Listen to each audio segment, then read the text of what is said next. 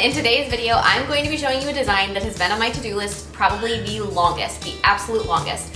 Since I changed my whole system over, I have a video from years ago that shows how I prep my designs, and this one is actually, it's visible in just a quick little glimpse. It is Russian nesting dolls.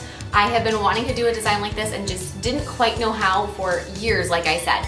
So I actually finally figured it out. I love the way it turns out. It was easier than I anticipated just because I've been thinking about it, and I finally just figured out a way to simplify the whole process. I hope you guys like it as much as I do, and don't forget to click subscribe to see all my future videos as well. Bye! So we are going to begin with a background of an overlay color. So nesting dolls like this typically have like very rich, just rich basic colors: yellows, reds, blues, black, white, gold, and also occasionally some different shades of green, or usually some different shades of green. So I'm going to use a very pretty, more muted tone of green in the background for this nail, just so that those other more intense, rich colors like the red and the yellow really show up against this color. So we're going to encapsulate that with a layer of clear acrylic, and then once that's all done, you can go ahead and file this nail into shape. As far as the base of this nail goes for making this crazy nesting doll, it doesn't matter. It's where you start to get into this 3D part where you have to be a little bit more aware of the fact that there's going to be these other layers. So when you go to sculpt your first doll, you're going to want to make it rather small in the middle of the nail. You don't want to be at the bottom or near the top, but you want to be right as close to the middle as you can get it. And then as you're sculpting your little doll, just keep in mind it should stay somewhat thin. After that's done, you can wrap this nail with aluminum foil as tightly as you possibly can. Take a brush cover or the side of your own nail and really smooth out all of the wrinkles in the aluminum foil that you can. The smoother the foil is, the better the entire result is going to be. So if you can get it like completely smoothed down, that's great. If it's pretty good, that works as well. Then you're going to take some more white acrylic and you're going to sculpt your second size of doll on top of the first one. So start the first one and kind of use that as a guide for sculpting your second one. As you're sculpting this one, you are going to need to place a magnet into the middle of it. So the first doll does not need a magnet. It's the second and third that get magnets. So after you have that magnet placed in, you're going to keep sculpting your little doll, and you're going to make sure that you completely cover up the magnet so it's not visible. If it is visible just a little bit, you can always paint over it later. The whole thing is going to get painted, but it's a little smoother if you can just make sure that the magnet is completely covered up. The colors will remain the same, especially if your white or your yellow or your red paints aren't very pigmented or bright. You may still see the shadow of the magnet through it if it isn't totally covered up. After you're done sculpting that one, you can remove the foil after it's been cured, and you can slowly peel it off just like so. It should come off really pretty easily, and then you can see how it fits on top of the first doll. It will not hold itself there since there isn't a magnet inside the first one, so this one we are going to use a little hinge for.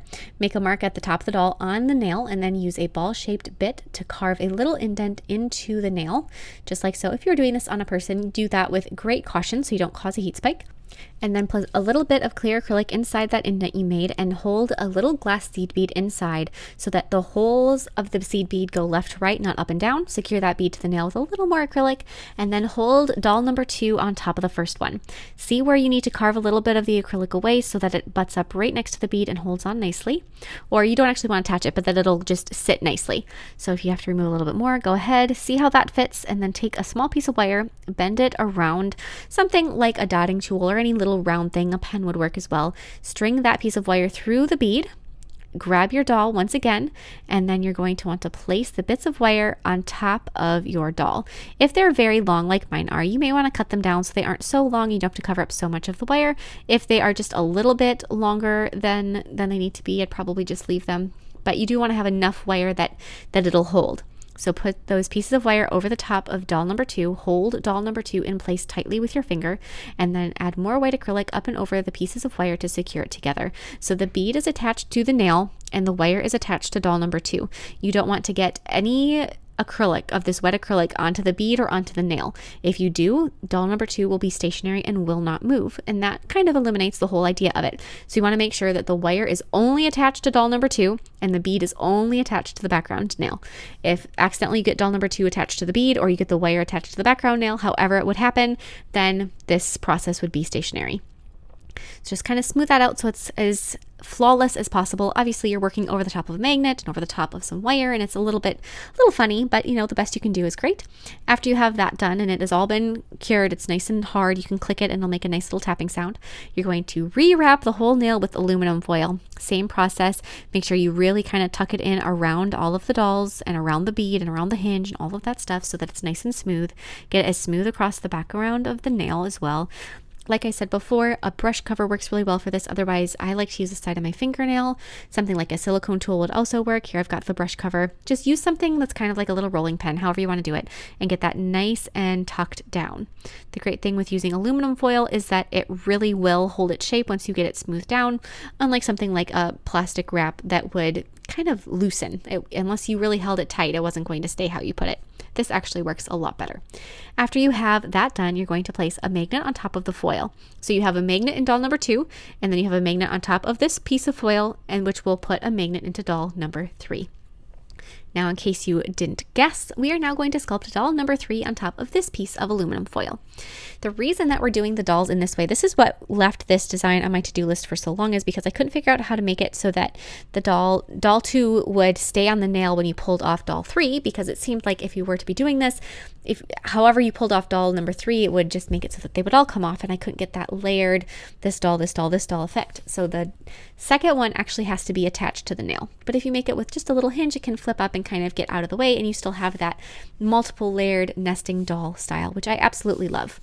When my sister was 15, she took a trip with her dance group to Russia, and she was a Russian exchange student for a few weeks. It wasn't very long, not like most exchange trips where they're 6 months or, you know, in a more extended period of time. It was just a couple weeks, but she had so much fun, and she brought me back a set of nesting dolls when I was one. It would have been one or just like a baby when it happened, but I've always had them, and so this has always been a source of inspiration and something I've wanted to try to replicate. So being able to figure this out and put this on a nail has been sort of one of those things that I just have always wanted to do. So I'm so happy with how they turned out, and the fact I was eventually able to figure it out. It was one of those things that every once in a while I just go back and put some brainstorming into it, and I love the way they turn out.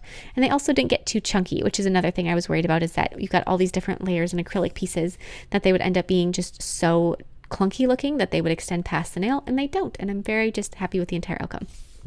After doll number 3 has been fully sculpted, you are going to pull it off the nail again, off the aluminum foil, separate everything, and you should have all sets of these little dolls. If for some reason, like mine, yours seems to lock, doll number 3 locks around doll number 2, just file out the inside hole a little bit with your e-file, and it'll open it up and it'll fit much better. So just play around with it before you go and paint it to make sure that everything moves properly before you finalize the design with some paint.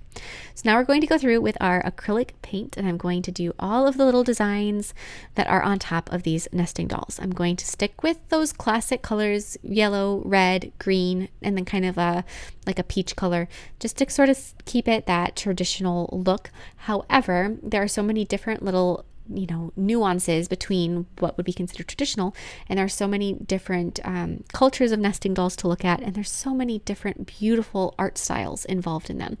I based this set off of the set of nesting dolls that I have, so that is where their particular styling came from. So I've got the yellow on around the head, and then I have the red color just kind of going around the perimeter of the body.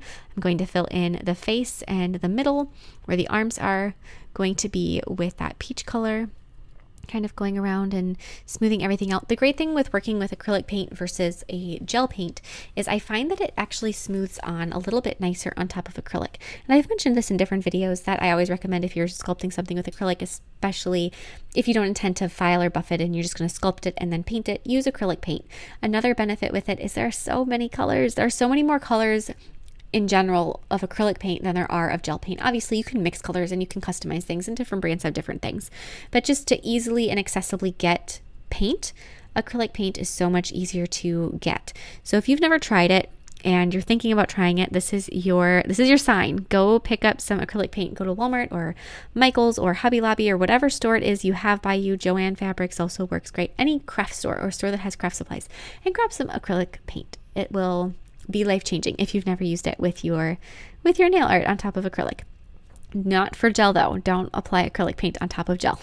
That is a mistake you only make once. And so after you have all of those base colors done on your little nesting doll, then you can go through and you can do the details with black lines. I am using black paint and a brush. If that's not your favorite, that's not your favorite thing, grab a little tiny micro pen. They're little permanent pens that they come in actually millimeter sizing, and they're so small, and you can get them, again, this is going to be like your typical craft store list as well as probably like Office Depot, but pick up a pack of those pens, and they are so small, and you can use them on top of acrylic paint, and you can use them to outline. You have to make sure that your acrylic paint is completely dry before you go to start doing your outlining. But if outlining like this is something you struggle with on a design like this where it's fairly smooth that you're painting on or drawing on, that would make it a lot easier. So it's definitely something to consider. And I used those pens in my Winnie the Pooh design that I did a little while ago. And if you are interested and you missed that video and you just kind of want to see what the pens are, how they work, I can put a link to that video in the description box below. I'm going to add my facial features to my doll, add her eyes and her eyebrows and her mouth.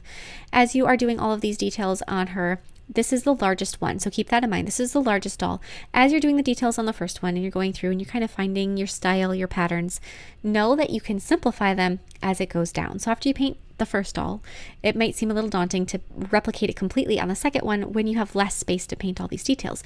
So go through and just take out a few details, a few of the smaller lines here and there, just whatever you need to take out to make it so that it feels possible to paint them. And then after you do that doll, do the same thing for the smallest one and take out a little bit more. Maybe it's a little less shading, a few less black lines, a smaller flower, a simpler flower. Maybe you don't give her nearly as much detail to her eyes, or whatever it is that would make it seem easier to you. You can see down to my smallest one, I didn't even give her arms, and that's a-okay. These dolls get a little bit more basic the smaller that they get, so it actually works out well. After you've completed painting all your nails, all your dolls, you're going to apply some gel sealer over the background, and then I'm going to be using some 3D glaze over my dolls. And as you saw, I made sure that 3D glaze was dry. That's an air dry product, so before you layer those dolls back up, make sure that 3D glaze is completely dry or they will stick. And then you're going to top coat doll number 2 and doll number 3. Once everybody has been top coated and they have thoroughly dried, you have let them set there for way longer than it seems like it's necessary. Go ahead and stack them and play with them and have so much fun. There are so many other things that you could do with a design like this as far as just the nesting doll concept. There's more modernized versions of them. And like I said, different cultures have made nesting dolls. I absolutely love the whole idea of it. And it's another nail design that you get to play with. And I'm a big fan of that. It just gives you a little interactive something to occupy you when you're waiting in line at the dentist or whatever it happens to be. I hope you guys enjoyed this one. Like I said, it is a bucket list item for me to complete. So I'm so happy about it. And I will see you all next time. Bye.